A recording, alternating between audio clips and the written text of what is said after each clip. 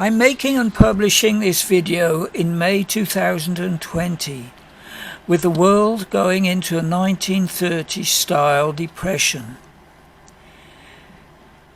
because of COVID-19.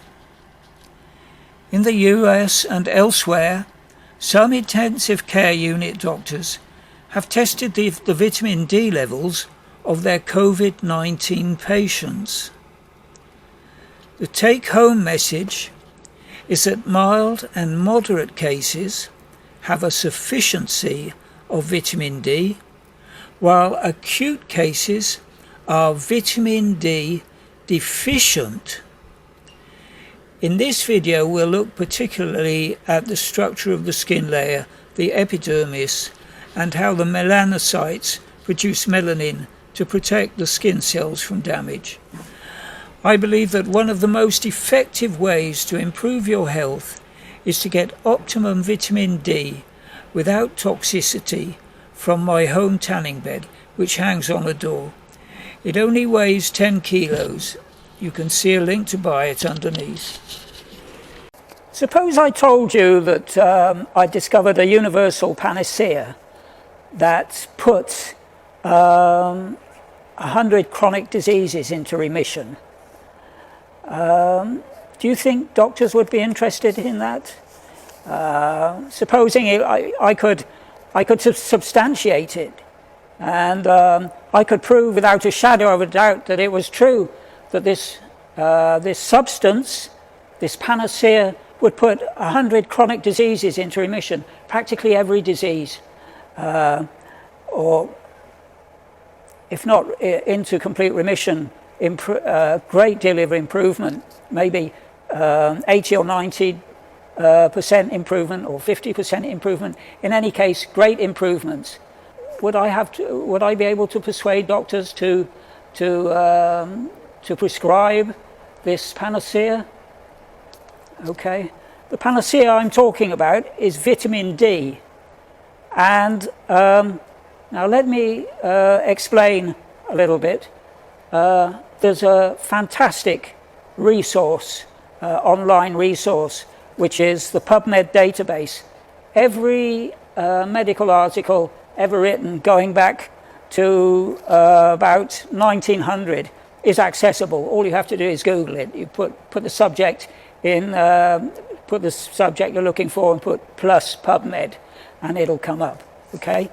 So what I did is I looked up every disease that Dr. Jean Seignelay, French professor of medicine, had great success in putting into remission with his diet. Dr. Seignelay didn't really say much about vitamin D. He appeared to share the usual dogma that sun exposure will give you cancer. We'll come to that in a little bit. But so I went through the list of the 91 diseases that he managed to put into remission or greatly improve with his diet. Every single one I looked up the disease plus vitamin D. Every single one, a deficiency of vitamin D was implicated, and in every single one I found a study where supplementing with vitamin D had led to great improvements in the patients. Okay, so how do you get vitamin D? There are two ways you can get vitamin D, either from exposing your skin to the sun, which is really the way our caveman ancestors probably got most of their vitamin D, or you can get it from oily fish or egg yolk. I think there's not many things, not many foodstuffs which contain a lot of vitamin D, but oily fish, so cod liver oil is supposed to have quite a lot of vitamin D, but be careful because there's only one brand of cod liver oil with the vitamin D intact. all the other, the 7 C's vitamin D, for example, you won't get a lot of vitamin D in that because it's been deodorized to get rid of the fishy smell, and that gets rid of the vitamin D. So I believe in tanning. I believe in exposing your skin to the sun. I have a tanning session every week. If I had time, I would go twice a week, okay? And this video, I have to declare a vested interest because I've made a tanning bed which you can hang on a door. Yes, it's the Macola tanning bed. The Macola tanning bed is dead. Long live the Macola tanning bed. So I've improved Macola's tanning bed, and I think mine is a great improvement. Only weighs 10 kilos. Anyway, so that's my vested interest. So I am going to try to persuade you to buy my tanning bed to improve your health, particularly if you have a health condition. Now, there are some risks associated with tanning, okay, and we'll get onto that. But there's also a lot of scaremongering about those risks. And is it because, you know, where is the scaremongering coming from? Is it because vitamin D threatens the billions or trillions of dollars made annually by drug companies peddling their useless, dangerous drugs for these health conditions? Yeah, I leave you to make your own mind up about that. My mind is already made up, but I'll if you follow my videos, you'll get some substantiation for my views. So what is this misinformation? Well, for example, and I need to tread carefully here because I'm going to give an example of a charity which campaigns to keep us out of the sun, or and especially to keep us out of tanning beds. So this charity is the Karen Clifford Skin Cancer Charity. Now, Karen was a lady who died from melanoma, and her daughter was very upset about this and set up a charity.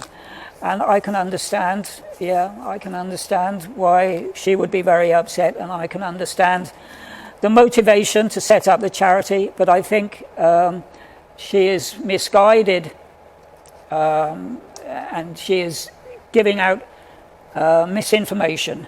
So let me quote from her website, sunbed users are at a greater risk of developing skin cancers and melanoma, the deadliest form of the disease.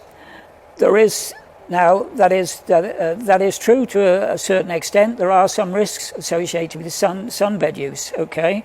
So I'm not disputing that there are risks. I am disputing that blanket assertion, okay? Goes on to say, using sunbeds for the first time before the age of 35 increases the risk of developing melanoma skin cancer by 59%. I don't believe that's true. Well, first of all, where has this figure come from? There's no study quoted. If you're going to give figures like alarming figures like that, let's see the study, yeah? Okay. Regular sunbed use under the age of 30 increases the risk of skin cancer by an alarming 75%. Again, I think this is baloney. Where has this come from? Where is the study? Short, intense and irregular UV exposure like you receive from sunbed use is the fastest way to damage your skin. Damage increases with each session, is irreparable and can lead to melanoma, one of the biggest cancer killers in 15 to 34-year-olds in the UK. Well, okay, I'll accept that melanoma might be one of the biggest cancer killers, blah, blah, okay? But I don't accept that it's necessarily caused by sunbeds. Now, I think it's more probably caused by a lot of factors, not just sunbed. If you get melanoma, it's not just because you're out in the sun, okay, and because you've got fair skin or you've got ginger. Could be other things, could be lots of other things, okay. So include especially vitamin D deficiency, because vitamin D deficiency is implicated in all cancers, okay. People who are vitamin D deficient get cancer, whether it's liver cancer, stomach cancer, colon cancer. All these people have vitamin D deficiencies, okay, and melanoma cancer sufferers also usually have vitamin D deficiencies. So the other thing is, when these risk figures are quoted, if you need to know if it's, first of all, you need to know, number one, where is this figure come from? Where is the study? Yeah, where is the study substantiating this? Okay, that's number one. Number two, you need to know whether they are quoting relative risk or absolute risk. Okay, now let me explain what that means, what relative risk is and what absolute risk is. And relative risk is what drug companies use to sell us their drugs, okay? And in particular, to sell statins, okay? I'm not going to get into this. I'll do another video on statins another day. But there are thousands of doctors who will tell you that statins are the biggest con ever. I've got 6 books by doctors saying that it's the great cholesterol myth. So we need to know, number one, where this figure came from when we quoted these alarming figures. Number one, where is the study? What study are they referring to? That's number one. Number two, we need to know whether we're talking about relative risk or absolute risk, because there's a big difference. Let me explain. This comes from this book, The Cholesterol Myth, yeah. And this is a very good example. The statins are a good example of how the drug companies sell their drugs on relative risk, yeah. And this is to bamboozle us. This is to con us. I'm not mincing my words here. And let me quote from this book. They give a very good example. Lipitor, the statin drug in the US. For UK viewers, drug advertising is permitted in the US. It's not allowed in the UK. Lipitor, it was advertised on television adverts as giving a 33% reduction in the risk of heart attack, okay? Now, but that is relative risk, okay? So if you take 100 men who are likely to get heart attack in the next 5 years, okay? 3 of those 100 men might be likely to get heart attack in the next 5 years. If they take Lipitor, it's reduced from 3 to 1, from 3 to 2, okay? So that's a reduction of 1. It's actually, in relative terms, it's a 33% reduction in risk. But in absolute terms, it's 1 out of 100. So it's an absolute, in absolute terms, it's a reduction of risk of 1%. Okay, so when we hear about these alarming facts about how sunbed use or exposure to the sun causes melanoma, we need to sift through this. Yeah, okay. There are some risks attached to sun exposure and tanning beds, but there might actually be might be a reduction in risk, actually, an actual reduction in risk if sun exposure is used wisely. And in fact, the people who get melanoma are factory workers and office workers who are not exposed to the sun all year round and go on holiday and get massive exposure and get sunburn. That's how you get melanoma, okay? People who have jobs outside and who are outside in the day get the other there are two other kinds of there are three kinds of skin cancer. The people who are outside all day tend to get the other two kinds of skin cancer, which are not so fatal. Melanoma is a horrible cancer. We'll get on to that in a minute. But I want to quote you from the British Association of Dermatologists. Okay, this is more misinformation. Okay, we can all. For most people, just going about their normal business in the summer months is sufficient to produce the required vitamin D levels. Well, in the UK, going about your business in the summer months, you know, what does that mean? Okay, I mean, if you work all day, you're not getting out in the sun. You know, you might get out in lunchtime, hopefully. But anyway, there's terrible vitamin D deficiency in the UK. It's terrible.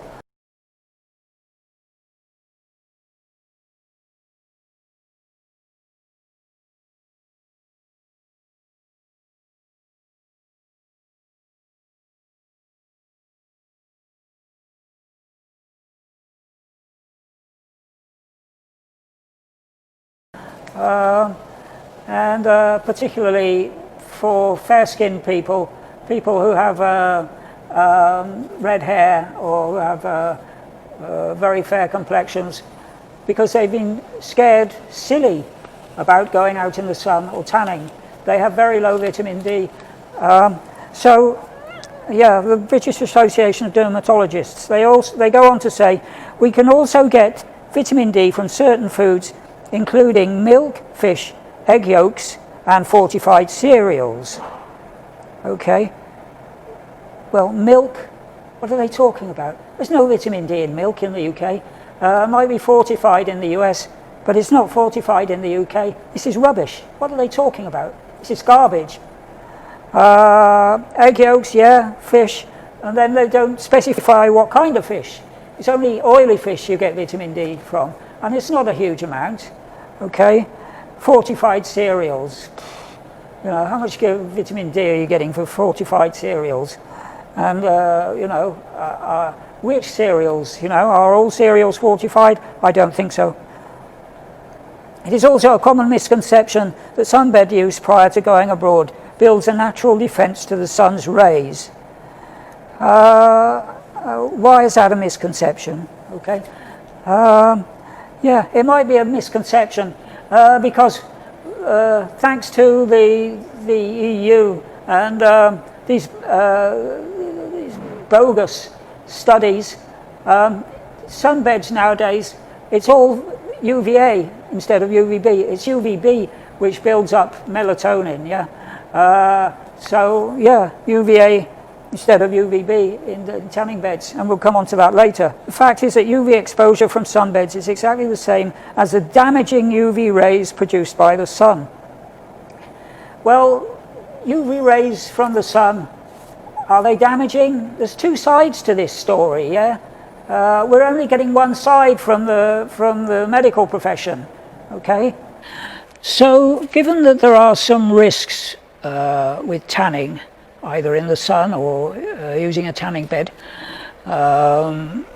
or skin cancer risk, but they are very overstated generally, especially by dermatologists, and we'll get on to that. Yeah,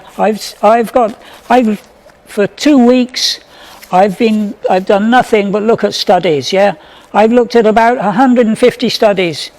I've got them all here. There's 37 pages here. I have to do it in 2 parts because there's so much of it, yeah. So I really looked at this in detail, okay. And yeah, the sun exposure is probably,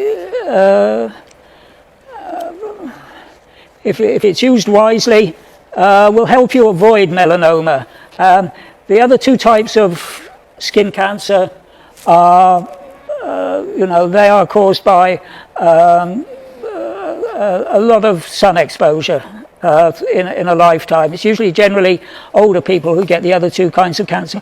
Those two other kinds of cancer are fairly benign. Not, you'd have a hard job to die of those two kinds of cancer. With melanoma, if it's diagnosed quickly, very good chance of survival. Okay, if you spot the malignant mole and get it cut out very quickly, you're good. Yeah. If you wait too long and it starts to get deep and metastasize, metastasized melanoma, very, very slim chances of survival.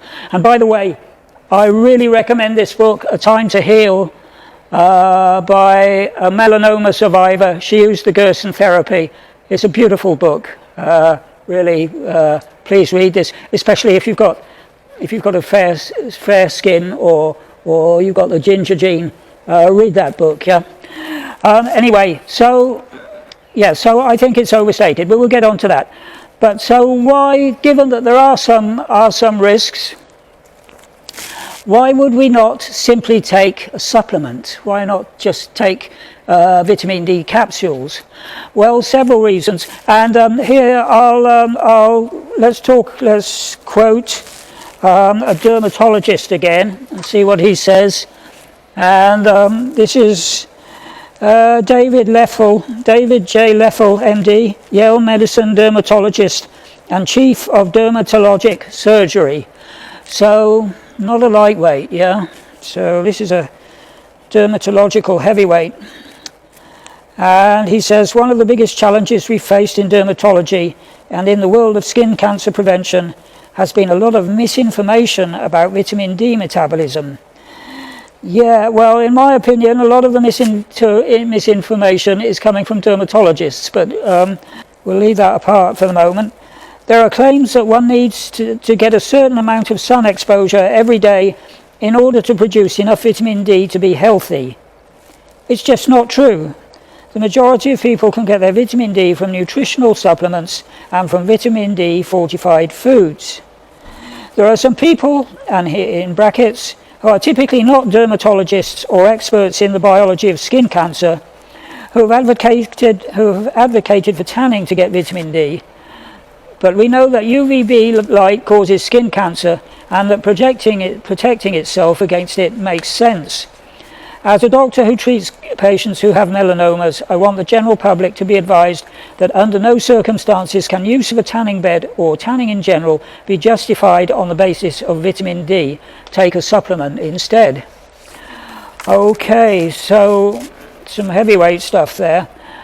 And I'm going to argue that that's not the whole story, okay? So, first of all, number one, all these diseases, I'm going back to my universal panacea here, vitamin D. Every chronic disease, including cancer, is vitamin D deficiency is implicated. So what should we do if we've got one of these diseases? Well, the answer would be to take as much vitamin D, to get as much vitamin D as possible without doing harm, okay, to take the optimum amount of vitamin D. But what is the optimum amount of vitamin D? What is the optimum oral dose of vitamin D? Okay, and for example, there was a study which looked at fibromyalgia patients and looked at their vitamin D levels. They found they were all very deficient. They gave them vitamin D, huge improvement, I think 75% improvement. Well, for the past 2 years I've taken 5,000 IUs myself, and I've had no adverse effects. Okay, so what would have happened if they'd given them 5,000 IUs a day? Would they have had complete remissions? So, and could they even have taken 10,000 IUs a day? Okay, so no one really knows what the optimum dose is.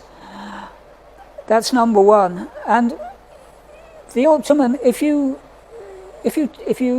get vitamin D from tanning under UVB, not UVA, it's UVB that gives you vitamin D. Okay, so, and it's very hard to, you don't get that in the winter in the UK or a lot of the US. Okay, it's only in the summer that you get that effect from the UVB making vitamin D. And it has to be a rule of thumb is, if your shadow is shorter than yourself, then the sun is, you're getting UVB from the sun and it's making vitamin D. If it's longer, if your shadow is longer than your height, then you're not getting vitamin B. Okay, it's a good rule of thumb. So it's impossible to have an overdose of vitamin D from the sun. It's possible to have an overdose of UVB and get sunburn, and possibly, especially if you've got the ginger gene, to get skin cancer, melanoma. But there are other factors, but that's another question. Let's stay on this subject for the moment of getting optimum vitamin D. Once your body has as much vitamin D as it needs, it will stop making vitamin D. Okay, the UVB light is hitting your skin up here, yeah, making vitamin D, and you've got enough vitamin D. Your body says stop. It's no longer converted in the keratinocytes in your skin cells. The skin cells no longer make it. Stop making it. So by tanning, you can get optimum. Never mind. We'll put aside the risks for the moment. But by tanning, you can get optimum vitamin D, which you can't really do with oral supplementation, because you can have, once you take too much vitamin D orally, you're getting adverse effects. Okay, so let's look at a few things here.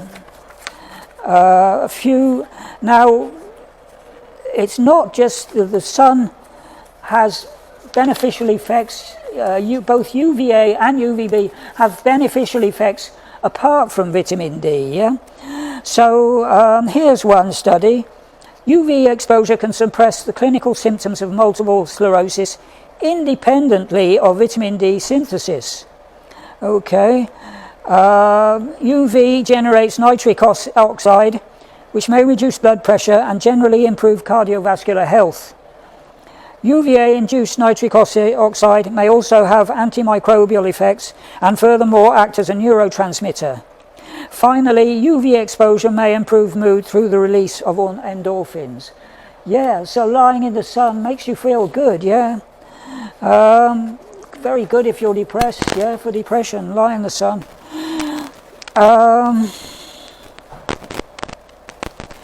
Here's another one, 2012, beneficial effects of UV radiation other than via vitamin D production. And chronic UV exposure reduces and or delays the development of melanoma. Holiday sun exposure is not always associated with an increased melanoma risk, and even a protective effect of regular weekend sun exposure has been observed, particularly for limb tumours. So if you get more regular, moderate sun exposure, you're protecting yourself against melanoma, okay? Outdoor activities without sunburn, don't get sunburn, yeah? Associated with sunburn is associated with increased risk of melanoma, they put in brackets, in childhood, are associated with a lower risk of melanoma.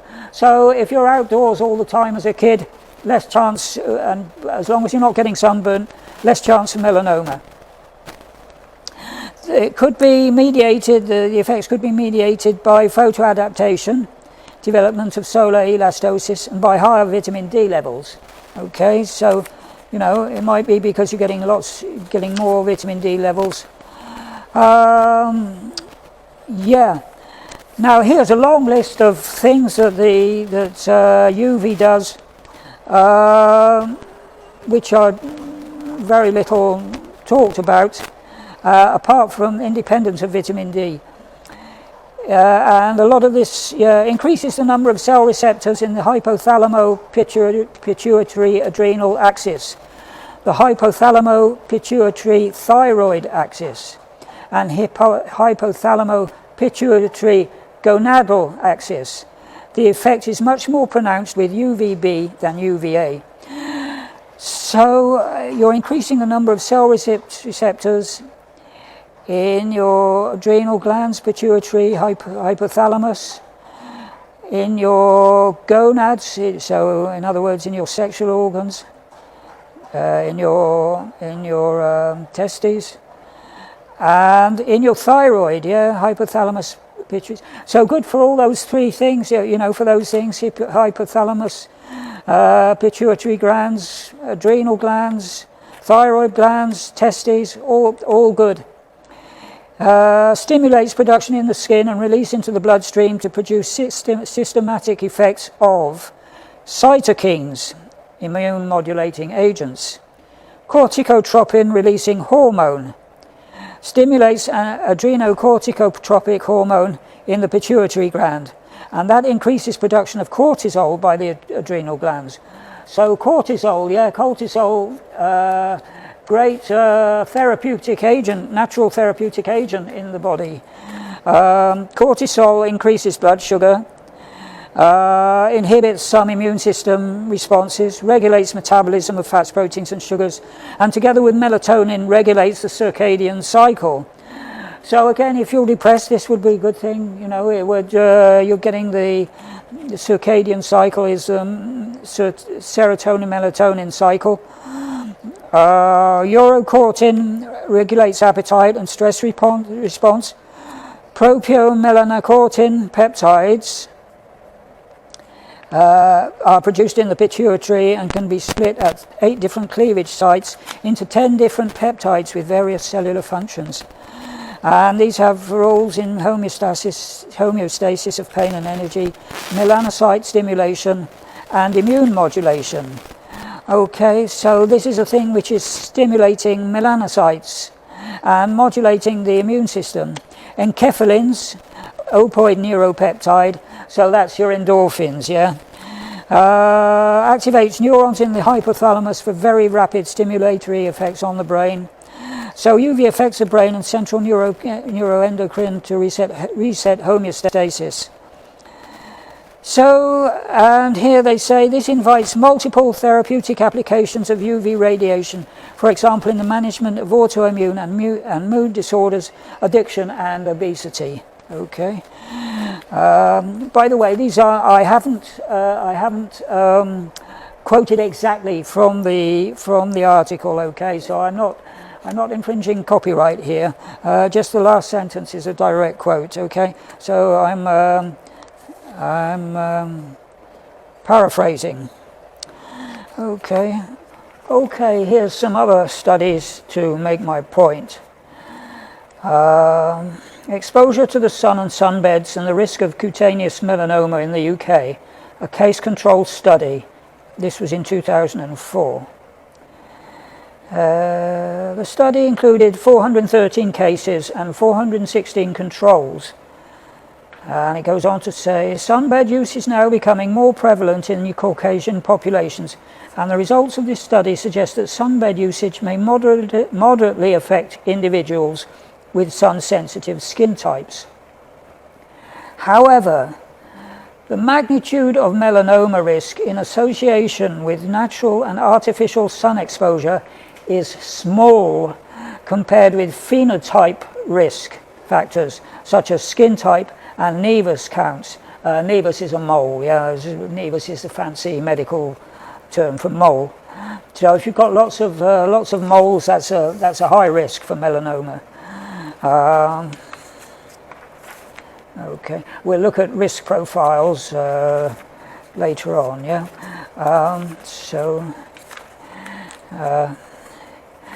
Yes, we've looked at that. Hang on, so here's another one. Yes, pigmentation and vitamin D metabolism in Caucasians Low vitamin D, that's whites, yeah, Caucasians, that's whites. Low vitamin D serum levels in fair skin types in the UK. Public health messages are advocating vitamin D may play a protective role in many diseases. Public health messages are advocating sun avoidance to reduce skin cancer risk. But the potential deleterious, means harmful, effects of these recommendations for vitamin D metabolism have been poorly investigated. Always got to use Norman French. Just use Saxon English, yeah. Don't use Norman French English. Use Saxon English, yeah. It's more honest. Contrary to previous studies across different ethnic backgrounds, this study within Caucasian UK females shows that fair skin types have lower levels of vitamin D compared to darker skin types, with potential detrimental health effects. Public health campaigns advocating sun avoidance in fair-skinned individuals may need to be revised in need of their risk of vitamin D deficiency. Goes on to say a lot further on, sun avoidance may result in low vitamin D levels, especially during winter.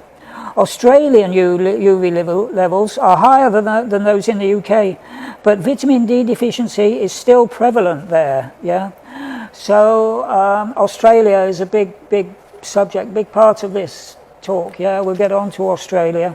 UK women with fair skin have an increased risk of osteoporosis compared to those with darker skin, blah, blah, blah. Yeah. Okay, I think that's it. Okay. Yeah. So that's my case for using a tanning bed or getting out in the sun for getting your vitamin D. The beauty of a tanning bed is it's a measured dose, okay? So it might be, the weather is very variable. One day it might be overcast, even in summer in the UK.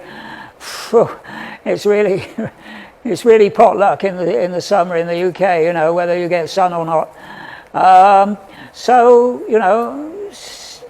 The thing is, we crave the sun, It's natural. The vitamin C, we store the vitamin D in our fat stores for the winter.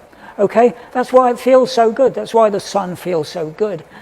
So if we're starved of vitamin D in the UK, which we all are, all terribly vitamin D deficient, go out in the sun. Oh my God, that feels so good. It's so hot on your skin. Makes you feel so good, releasing all those endorphins.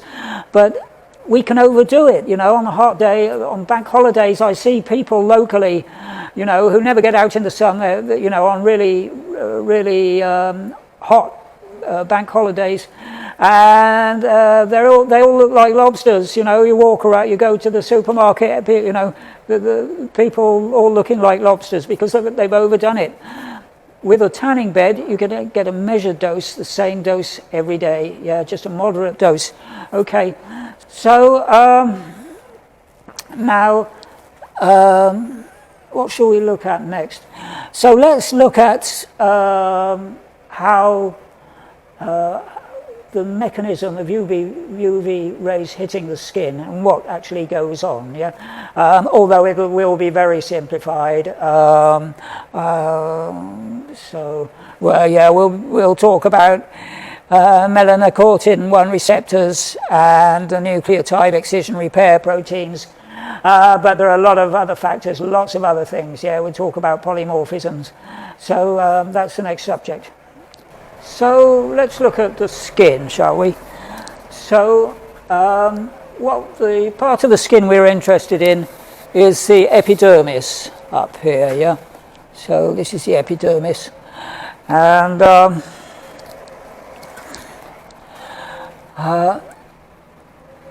this shows the skin cells, keratinocytes.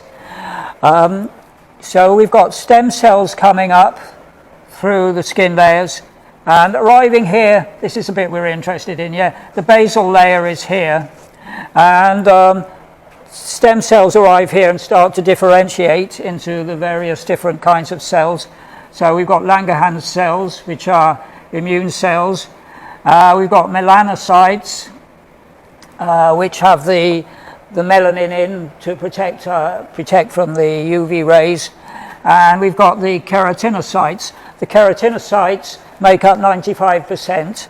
And so the keratinocytes gradually move up through the epidermis. It takes 5 weeks for them to move up completely through the epidermis. When they get at the very top, we've got a layer of dead cells here called the stratum corneum. So as they move up, so what is keratin? First of all, keratin is the stuff in your hair, in hooves, in horn. It's the scaly stuff, yeah. So as the cells move up, they gradually shed the nucleus, the cytoplasms, part of the cells, and they just become basically keratin. They become flatter and flatter until they get at the top. Now, what do the melanosomes do? The melanosomes stay at the bottom here in the basal layer. And yeah, this is, so here's melanocytes, I should have said, not melanosomes. So melanocytes here, we got a melanocyte, so we've got the nucleus here. And we've got dendrites, yeah? So these go up between the spaces between the keratinocytes, and they actually go into the keratinocytes, and they move their pigment into the keratinocytes. So these are the melanosomes,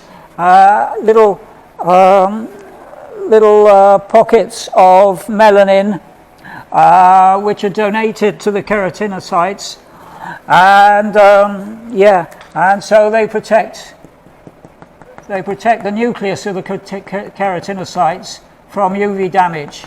Okay, so all of the keratinocytes will have some melanin in them to protect the nucleus. Now, there are two different types of ultraviolet rays that can hit the skin. There's ultraviolet A and ultraviolet B. Well, ultraviolet A is you get throughout the day. There's always some ultraviolet A. Ultraviolet B is you don't always get it. You get it, from about noon. In the summer in the UK, you get UVB from about noon onwards. So, there's no UVB in winter in the UK. So from about September, October onwards, there's no UVB. So now the UVB is important to make vitamin D. So UVA can't make vitamin D. It has to be UVB. And also in the keratinocytes also make, they're little factories to make vitamin D when UVB light hits them. So they've also got the vitamin D receptor. So they've got the complete ultraviolet UVB apparatus in them. They're the only cell, the keratinocytes are the only cell where you've got the receptors and the stuff that that generates the vitamin D. So there's no, the keratinocytes are not fed. Well, they're fed by oxygen, and there's a little, we've got some blood cells, some blood here in the basal layer, but that's all. So as they move up, they're gradually dying. Yeah.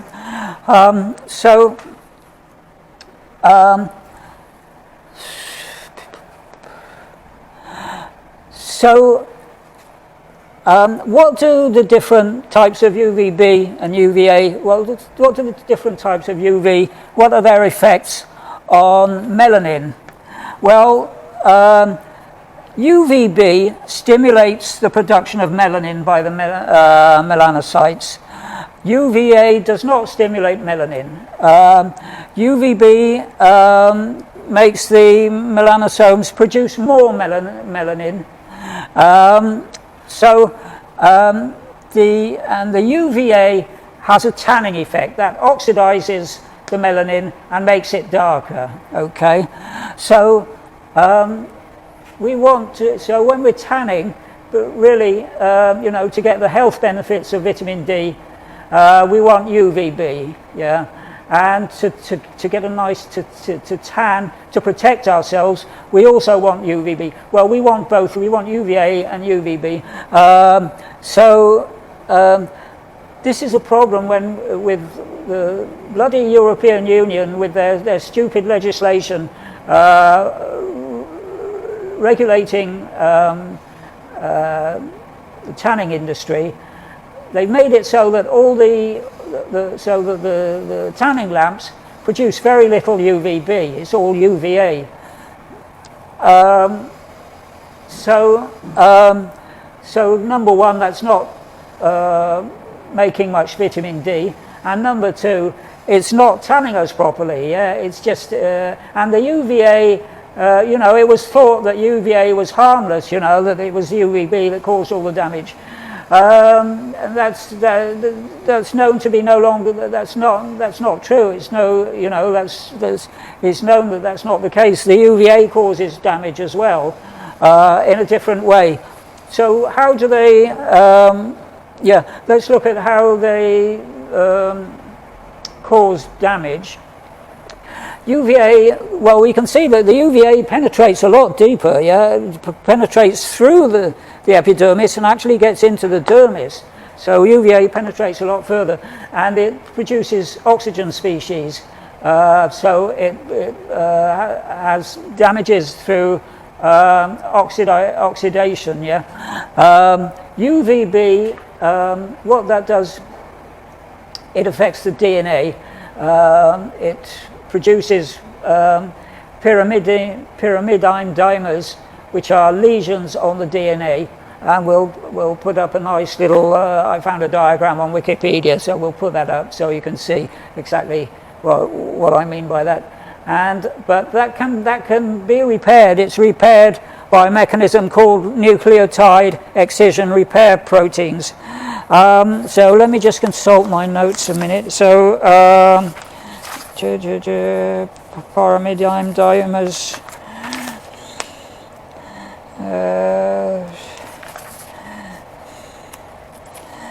So the lesions is several thousand. Up to 50 to 100 such reactions per second might occur in a skin cell during exposure to UV. The damage is usually repaired within seconds by a process known as nucleotide excision repair.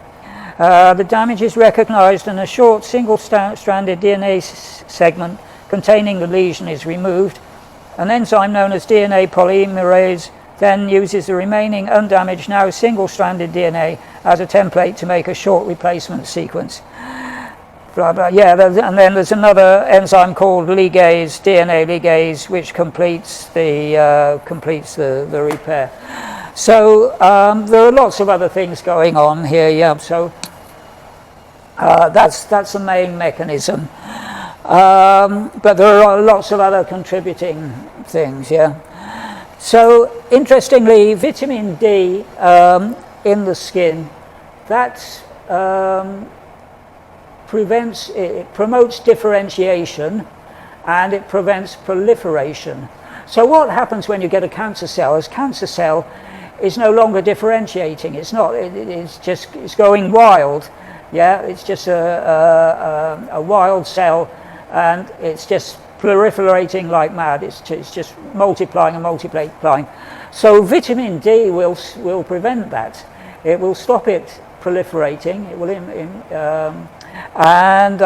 it will promote differentiation of the cells. Okay, so nice to have lots of vitamin D in the skin to prevent skin cancer. So, so what is the ginger gene? So-called ginger gene, yeah.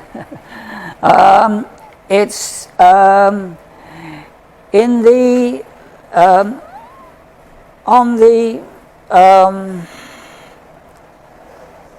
on the membrane of the melanocytes, you've got a thing called the MC1R melanacortin 1 receptor, and that makes different kinds of melanin. So it's actually a mutation. So if you have this pheomelanin and eumelanin, and pheomelanin is a yellow reddish pigment. So, and the melanin is the darker pigment, the brown pigment. So if you're black, you have all eumelanin, yeah. So you can have, so your skin color and your hair color depend on the different amounts of eumelanin and pheomelanin. Also, how much melanin, yeah? So, so the pheomelanin is much lighter and doesn't give as much protection as the eumelanin. So what that means, two things. It means that, number one, people with light skin, very light skin, and particularly people with red hair. And this is a generalization because it's very complex. There are lots of lots of different shades of eumelanin, lots of different proportions of eumelanin to melanin, even within the red-headed population, big variations. But it means that people with very light skin make much more vitamin D. They make 6 times more vitamin D than a black person would for the same amount of UV. But it also means that they're more prone to damage so more prone to skin cancer through UV. So let's have a look at the differences between burning and tanning and what's involved in vitamin D production in the skin in relation to those two things. Well, first of all, UVA and UVB have different effects, as we've seen, on the melanin. UVA does not increase the amount of melanin, it just darkens it. And UVB stimulates the production of melanin. You get more melanin, so you're going to get a darker color. Okay, so so there's a thing called the minimum erythema dose. What does erythema mean? Erythema is just a fancy Norman French word for burning or becoming red. Yeah. So what happens when the skin burns? It becomes red because of blood. There's blood coming to the surface to heal the damage. So with UVA we get an immediate pigment darkening, and it will happen within minutes of exposure, or it may last several days after a longer exposure.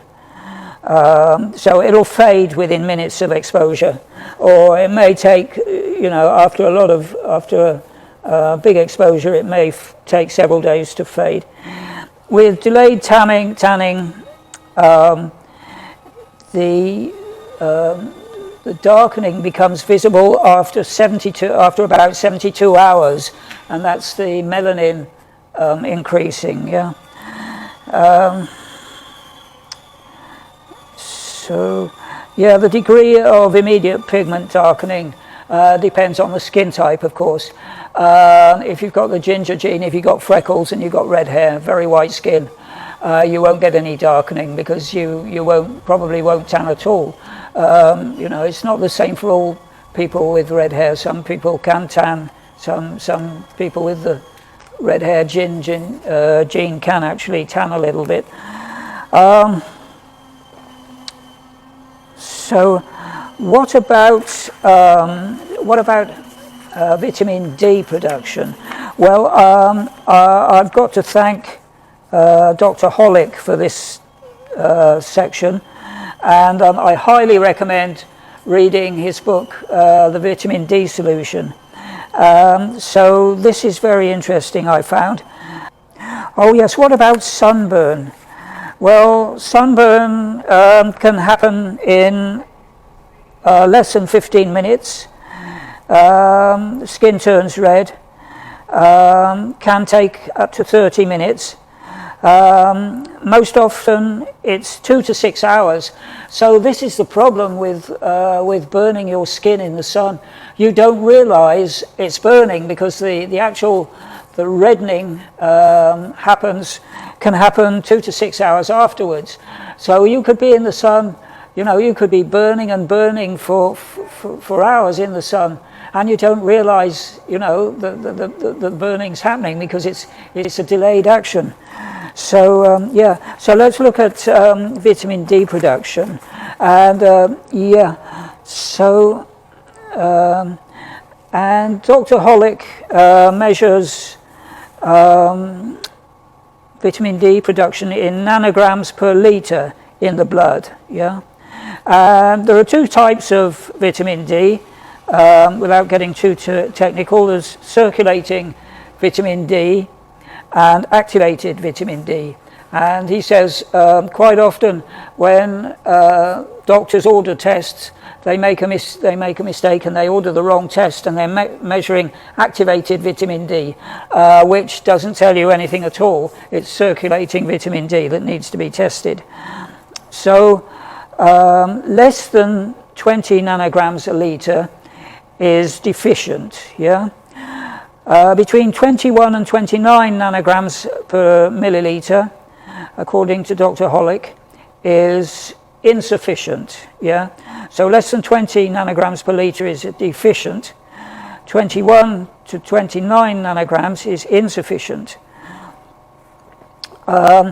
So in Boston in the winter, if you take 1,000 IUs of vitamin D in supplement form, it will not take your vitamin D above 30 nanograms per milliliter. So in other words, 1,000 IUs of vitamin D is not enough. Yeah, it's not raising your levels of vitamin D above insufficiency. So yeah, and Dr. Hollick, by the way, thinks that it's not necessary to tan to get vitamin D. So go out in the sun or use a tanning bed to get vitamin D, and you don't have to tan to get the vitamin D. So you know the tanning part really is just number one is cosmetic. You know, people like to look tanned. And number two, it gives you some protection against the sun. So it gives you base tan, so-called base tan, if you're going on holiday and you're going to be exposed to a lot of sun. But according to Dr. Hollick, you don't get a lot of protection from the base tan. Yeah, so you still need to be careful.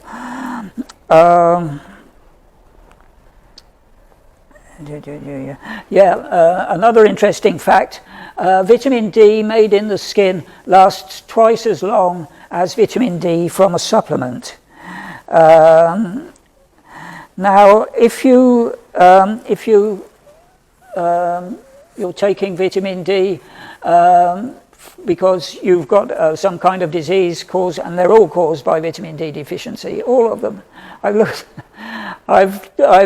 Googled every single chronic disease plus vitamin D deficiency plus PubMed, and there's a study for each disease showing that vitamin D deficiency is implicated, okay?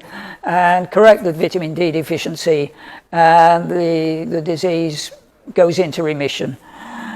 So, so Dr. Hollick says the symptoms can take several weeks, the symptoms of the disease, even when the vitamin D deficiency is corrected, the symptoms can take several weeks or months to resolve, okay? Yes, another thing, the minimal erythema dose. Now, what is the minimum erythema dose? The minimum erythema dose is the amount of UV it takes to turn your skin pink. So, about 48 hours after the dose, if you've had if you've had your minimum erythema dose, your skin is a little bit pink.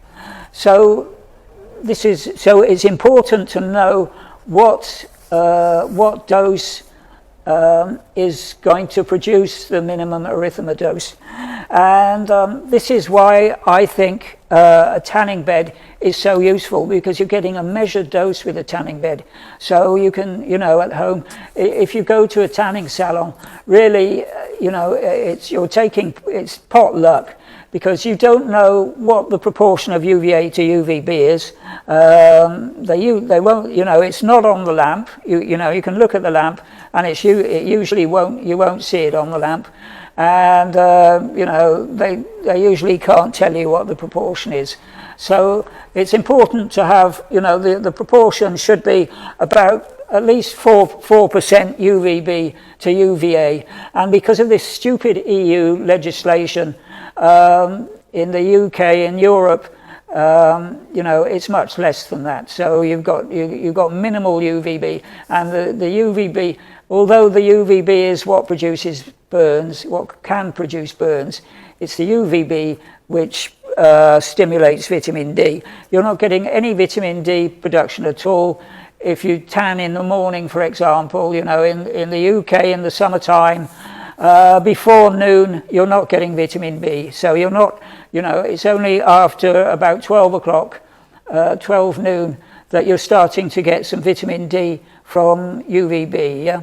And remember the rule of thumb: if your shadow is shorter than your length, if it's shorter than how tall you are, then you're getting UVB. You're producing vitamin D. If it's longer, if your shadow is longer than you are, you're not getting vitamin D. You're not getting UVB.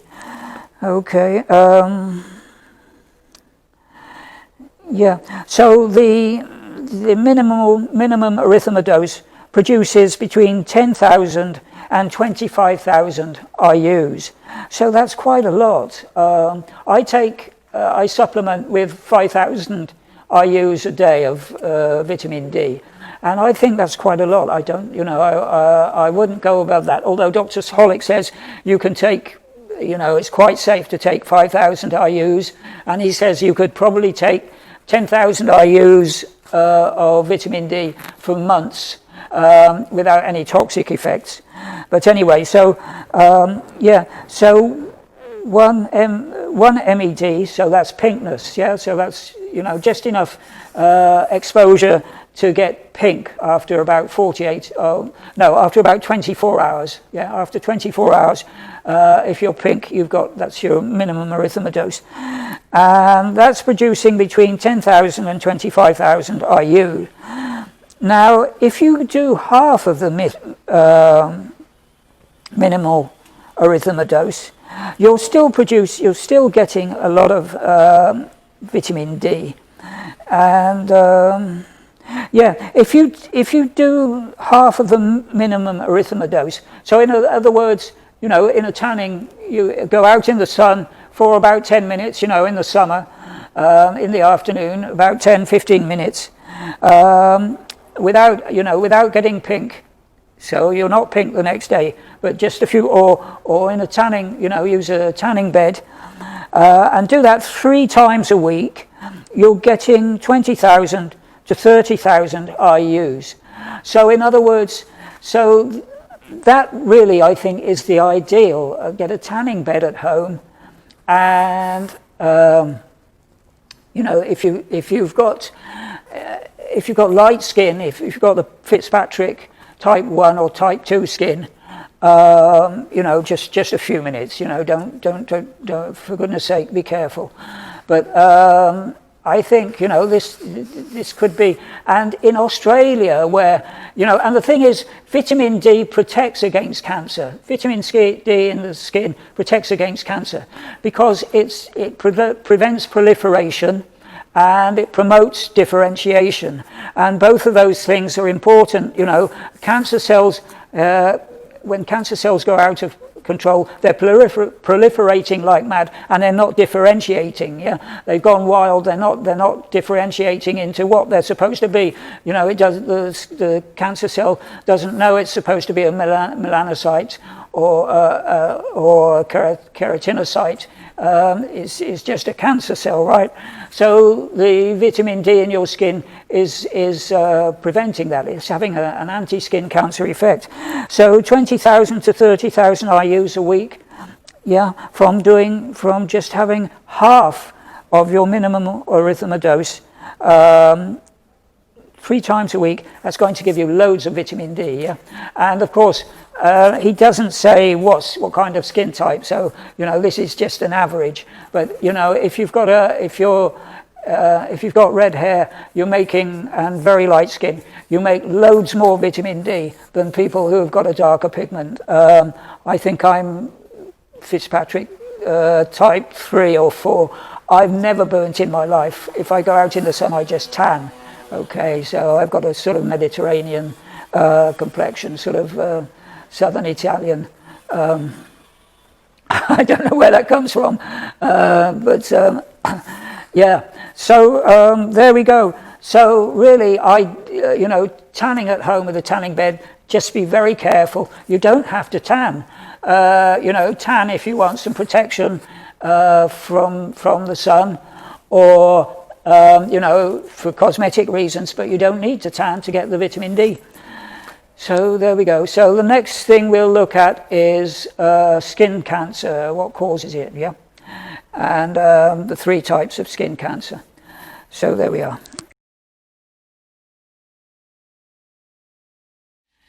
That's it.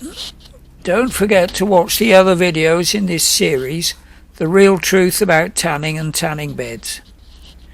Please click the like button if you found the video useful. See my playlist for my other 20 videos and see how to prevent and reverse 91 chronic diseases with my version of the Senulé diet. Please hit the subscribe and notifications buttons so that you receive notification when I post up a new recipe video. Leave your comments underneath. I will read them and I may leave a reply. Oh no, he's not running that clip of his tanning bed again, is he? Yeah, we know. The link to buy it is underneath.